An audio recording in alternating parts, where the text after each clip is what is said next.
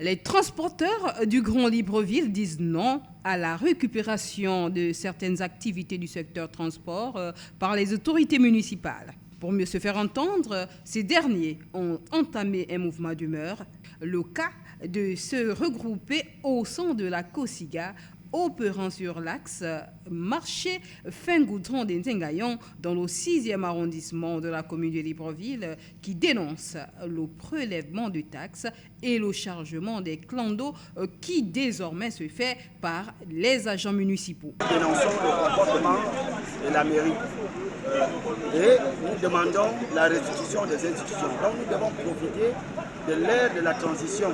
Ça veut dire que la mairie se substitue au ministère des Transports. Je pense que nous avons des procès-verbaux où il y a la redéfinition des rôles de chaque entité.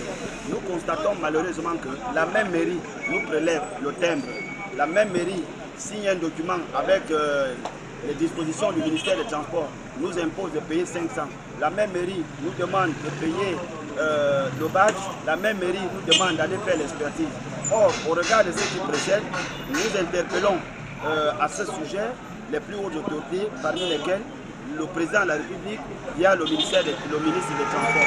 Que les arrêtés sont déjà signés. Nous voulons que le ministère des Transports prenne ses responsabilités. La mairie ne peut pas se substituer aux missions qui sont dévolues par le ministère des Transports. Nous nous insurgeons contre ce comportement et nous avions dit au niveau de la Pégasa dont j'ai la charge, nous avions dit dans toute la commune de Libreville, nous allons décréter un mouvement de 2 jours si le ministère des Transports ne prend pas ses responsabilités. Parce que nous ne pourrons pas continuer à travailler avec la mairie. La mairie gère la commune, la mairie ne gère pas l'activité. C'est écrit noir sur blanc sur la loi et je vous remercie. Un dialogue social est envisageable, pense le représentant de ce collectif. Aujourd'hui, il y a un blocus au niveau de la mairie parce que la mairie refuse de reconnaître les organisations des transporteurs. En un mot, ce qu'on appelle les collectifs et les syndicats, disant qu'ils n'ont pas le droit de s'organiser sur la voie publique. Mais ce qu'il faut d'abord comprendre, c'est que la voie publique est leur champ d'action professionnelle. Et la loi au Gabon reconnaît à toute corporation de s'organiser en interne.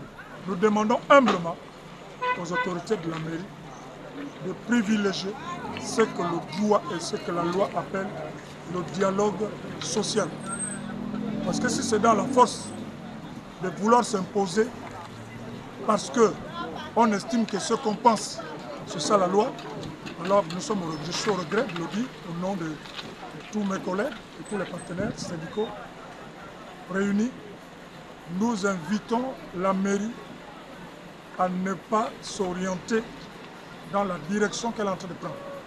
Le dialogue social est inscrit dans la loi fondamentale au Gabon entre les partenaires et les administrations. Le duel entre la mairie et les transporteurs suburbains ne date pas d'aujourd'hui. À cette allure, l'on est tenté de se demander jusqu'où ira ce bras de fer.